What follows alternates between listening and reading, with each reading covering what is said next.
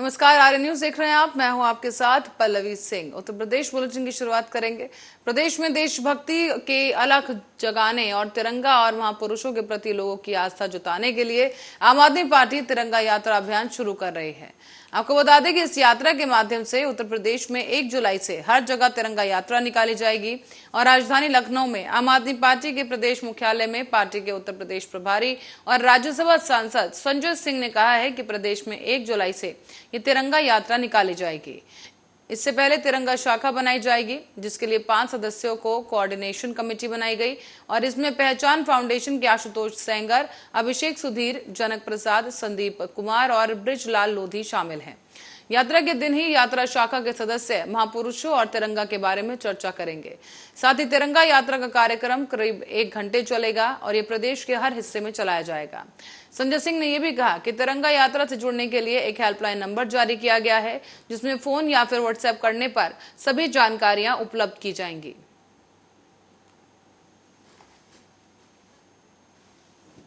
पत्रकार बंधुओं को नमस्कार। 1 जुलाई से पूरे उत्तर प्रदेश में तिरंगा शाखा की शुरुआत की जाएगी। इस बात का ऐलान पहले भी हम लोग कर चुके हैं और 6 महीने के अंदर 10,000 शाखाओं का निर्माण हम करेंगे, इस बात की भी घोषणा कर चुके हैं। लेकिन आज मैं जब आपसे बात करने जा रहा हूं तो इन तिरंगा शाखाओं से जुड़ने के लिए क्या तरीके अपनाने होंगे वो मैं आपको बताऊंगा। इन तिरंगा शाखाओं का उद्देश्य क्या है उसकी विस्तृत जानकारी आपको देंगे और ये तिरंगा शाखाएं किस प्रकार से संचालित होंगी, इन तमाम बिंदुओं पर आपसे बातचीत करेंगे। जैसा मैंने आपको पहले ही बताया था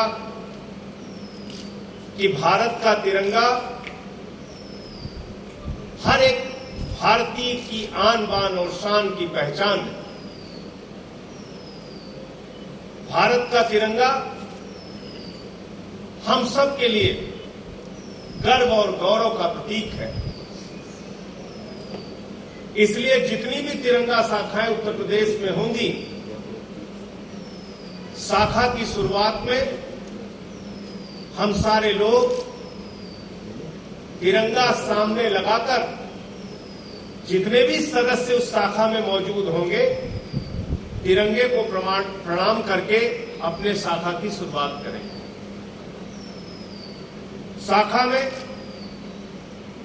सबसे पहली चर्चा जिस महापुरुष के विषय में हम लोग करने जा रहे हैं, 1 जुलाई को, वो भारत के संविधान के रचयिता,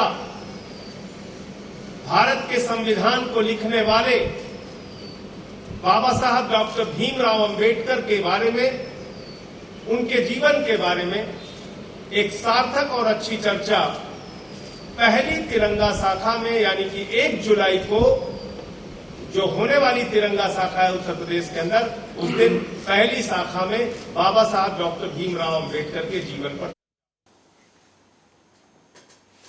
खबर अब मिर्जापुर से है, जहां पर जंगीर रोड पर स्थित मंडी समिति में फल और सब्जी के दुकानदारों को सुविधा देने के बजाय उनके साथ लूट और खसोट की जा रही है।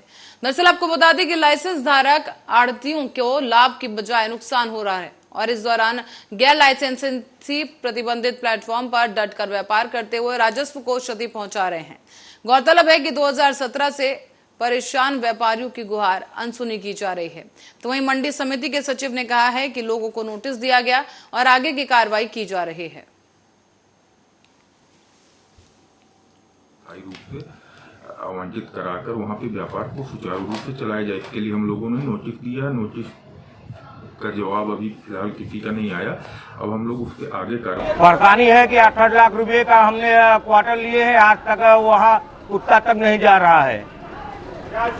मनाही की कोई बात ही नहीं है। अधिकारी लोग बोले थे कि यहाँ पे 3 नंबर प्लेटफार्म पर सब्जी मंडी रहेगा, इसलिए हम लोग नीलामी में लिए थे 8 लाख, 9 लाख, 7 लाख, जिसको जितने का है वो लिया आज तक कोई अधिकारी इसका एक्शन भी नहीं लिया। खाली पैसा खा रहे हैं, अधिकारी लोग खा रहे हैं दो नंबर प्लेटफार्म पर, जो कि कृषि बाजार के लिए। देखिए, जैसे कि हमारा 2 फर्म है, एक मनोज कुमार फ्रूट कंपनी, एक आदर्श ट्रेडिंग कंपनी। हमने दुकान भी ले रखा हूँ। अभी आप जहाँ खड़े हैं ये मेरी दुकान है B23। यहाँ मंडी में अधिकारी लोग अवैध रूप से वसूली कर रहे हैं, कोई कार्य नहीं हो रहा है। अवैध लोग कार्य कर रहे हैं, जो लाइसेंसी है वो कार्य नहीं कर पा रहे हैं, जिससे रास्तों की क्षति हो रही है। जैसे कि देखिए, हमारी टमाटर की गाड़ी लगी है, अभी तक माल नहीं बिक पाया है। इसका कारण ये है कि हम लोग की दुकानें पीछे पड़ती हैं। जो कृषि बाजार के लिए प्लेटफार्म आरक्षित है, उस पर अवैध रूप से अधिकारी। फतेहपुर में गंगा नदी में बड़ा हादसा हो गया है। नदी में नहाने गए 7 लोग डूब गए, जिसमें से 4 लोगों की मौत हो गई है।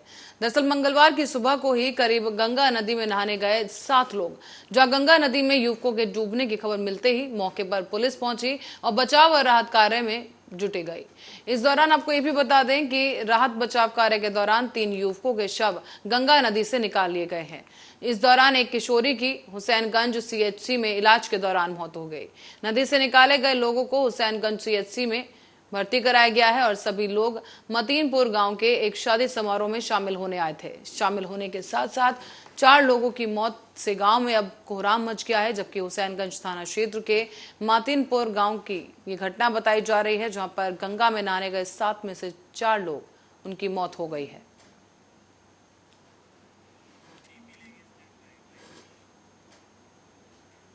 और अब खबर लखनऊ से है, जहां पर ऑफिस को बम से उड़ाने की धमकी देने वाले आरोपी को तेलंगाना से गिरफ्तार कर लिया गया है। सूचना मिलते ही लखनऊ पुलिस और ATS की टीम तमिलनाडु के लिए रवाना हो गई थी। बहरहाल आरोपी को लखनऊ लाकर उपयुक्त कार्रवाई की जाएगी।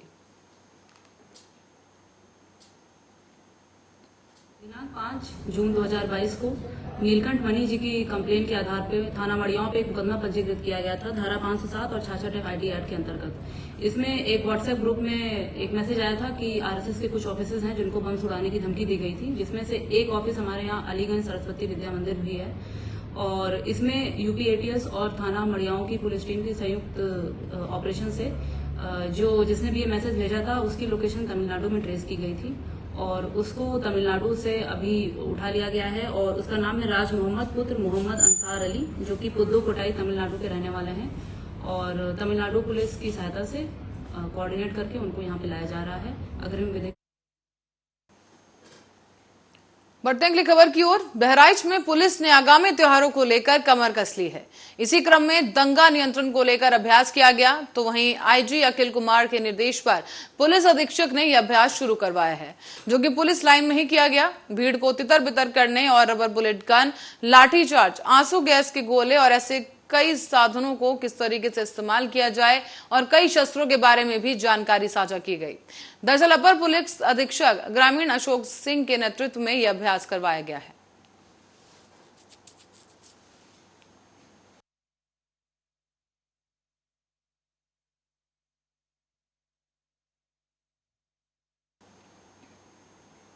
और इस बीच बहराइच में अंतर्राष्ट्रीय हिंदू परिषद और राष्ट्रीय बजरंग दल के जिला अध्यक्ष के नेतृत्व में दर्जनों कार्यकर्ताओं और पदाधिकारियों ने जिलाधिकारी कार्यालय पहुंचकर प्रधानमंत्री को संबोधित एक ज्ञापन सिटी मजिस्ट्रेट को सौंपा। उनका यह कहना है कि कश्मीर में हिंदुओं की हत्याएं हो रही हैं और हिंदू पलायन करने के लिए मजबूर हैं। मोदी सरकार कहती थी कि हिंदू कश्मीर में सुरक्षित हैं, लेकिन उनके दावे हवा हवाई साबित हो रहे हैं। अब उनका कहना है कि सरकार कश्मीर घाटी के हिंदुओं को पूर्ण सुरक्षा दे और आतंकियों के खिलाफ खुले युद्ध की घोषणा की जाए। दरअसल कश्मीर घाटी में हिंदुओं की हत्या का जो मामला सामने आया है, उसकी वजह से पूरे देश में चिंता का माहौल बना हुआ है।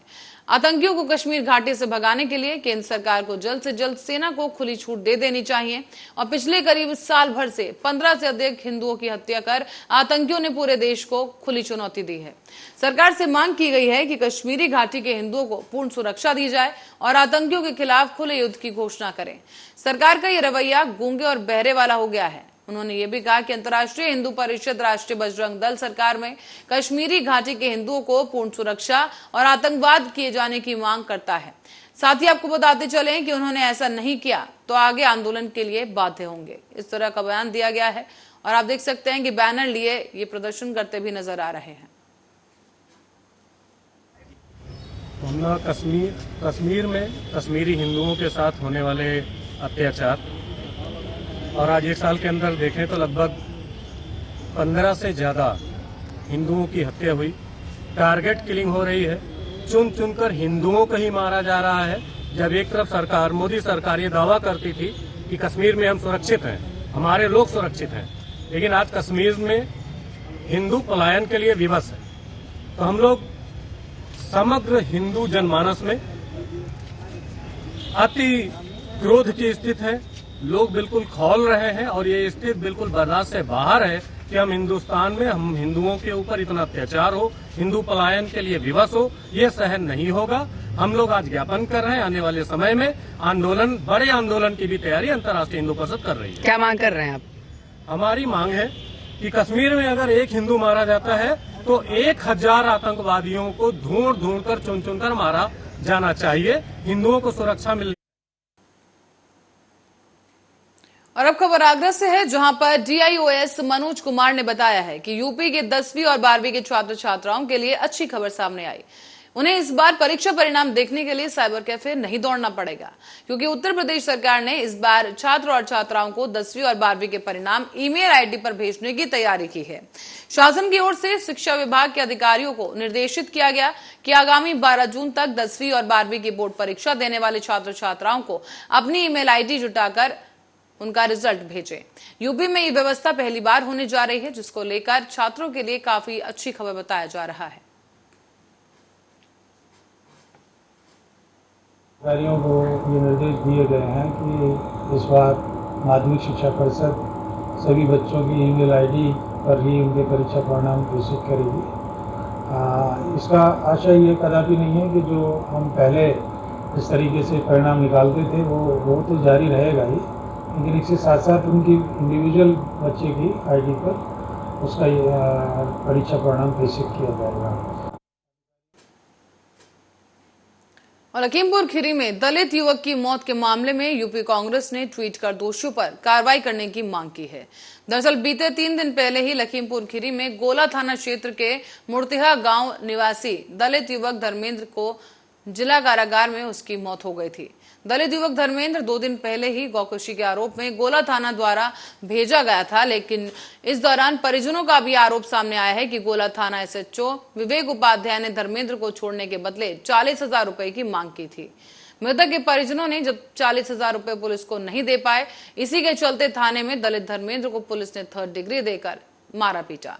इसके बाद दलित धर्मेंद्र की हालत बिगड़ी और बिगड़ी हालत की अवस्था में गोला थाना पुलिस ने उसे जेल भेज दिया, जहां पर उसकी मौत हो गई है। तो वहीं पीड़ित परिवार SP खीरी संजीव सुमन से मिलकर गोला थाना SHO विवेक उपाध्याय समेत करीब 3 सिपाहियों के खिलाफ तहरीर देकर मुकदमा लिखने की मांग की थी, लेकिन पीड़ित पक्ष का अभी तक मुकदमा दर्ज नहीं किया जा सका है।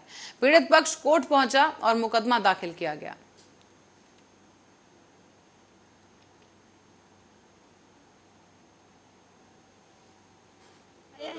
अंदर घुस गए सट्टा और उड़े रहा दोनों जने और उठाए नहीं, उनका पकड़ के कुछ मारने लगे। हम कहे बाबूजी काहे मार तो हो, मैंने कोहनी मारी, हम समझ लड़ी गए रहन।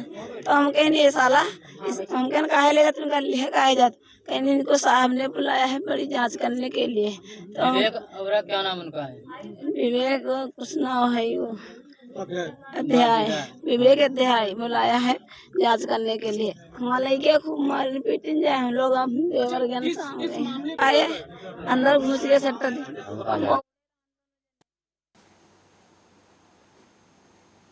और बरेली में तेल माफियाओं की सरेआम करतूत देखी गई। वो पुलिस प्रशासन की मिलीभगत से खुलेआम तेल का खेल चल रहा है और सवाल ये कि आखिर पुलिस इस पूरे प्रकरण में मौन क्यों।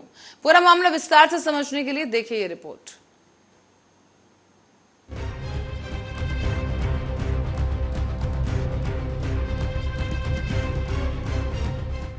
बरेली में तेल माफिया बेखौफ दिख रहे हैं। थाना कैंट क्षेत्र में खुलेआम टैंकरों से तेल चोरी किया जा रहा है। इंडियन ऑयल कॉरपोरेशन का वीडियो वायरल होने के बाद अब स्थानीय पुलिस भी सवालों के घेरे में आ गई है। दरअसल बरेली के तहसील आंवला में रेलवे से डीजल पेट्रोल तेल की रैंक लगती है। पहले तेल माफिया रैकों से तेल चोरी करते थे और अब सीधा टैंकरों से चोरी करने लग गए हैं। आपको बता दें कि आंवला तेल डिपो के नाम से मशहूर है। यहाँ Bharat petroleum limited, Indian oil corporation और हिंदुस्तान पेट्रोलियम कंपनी के डिपो हैं और यहाँ से यूपी और उत्तराखंड के पहाड़ों के पेट्रोल पंपों तक तेल पहुँचाया जाता है, जो कि डिपो पूरी तरह से जांच कर और सील लगाकर देता है। लेकिन तेल माफिया रास्ते में तेल का अड्डा खोलकर बैठे हैं। इतना ही नहीं बल्कि इन दबंगों के पास हर वो समाधान है जिससे वो आराम से लूट कर सकते हैं। ये शातिर लुटेरे मास्टर चाबी से या फिर पन्नी लगाकर टैंकरों में से ड्राइवर की सहमति से ड्रमों में से तेल की चोरी करते हैं। गौरतलब है कि थाना कैंट के बुखारा मोड़, IBMI कॉलेज फरीदपुर रोड पर, श्री राम बजरंग ढाबे और आंवला रोड पर ऐसे कई अड्डे सुचारू रूप से चालू हैं, जो कि पुलिस को पैसे देकर चलाए जा रहे हैं और यहाँ तेल माफिया बहुत ही सक्रिय और शातिर हैं। आर्या न्यूज की टीम ने जब पड़ताल की तो जो तथ्य सामने आए वो चौंका देने वाले थे। पता चला कि कई बार इस तेल चोरी की वीडियो बनाकर SP ग्रामीण को दिखाई जा चुकी है, लेकिन अभी तक कोई संज्ञान नहीं लिया गया है। वहीं माफियाओं का कहना है कि पुलिस तो हमारी जेब में रहती है और गांधी जी के आगे सब झुकते हैं, यानी वो इशारा कर रहे थे नोट पे छपे गांधी की ओर। पैसों के बल पर ये लुटेरे खुलेआम धड़ल्ले से पेट्रोल लूटकर काला बाजारी कर रहे हैं। हालांकि कुछ समय पहले तेल माफिया बदायूं के थाना बजीरगंज के बगरैन रईस नाम के व्यक्ति के अड्डे से IG जोन बरेली के आदेश पर ASP साद मियां खान ने 57 ड्रम तेल पकड़ा था, जिसमें बाप और बेटे को जेल भी भेजा गया था। और ऐसा नहीं है कि पुलिस अधिकारियों को इस खेल के बारे में पता नहीं है, पर सब कुछ पता होने के बावजूद भी कार्रवाई नहीं की जा रही है। Desk report, Arya news.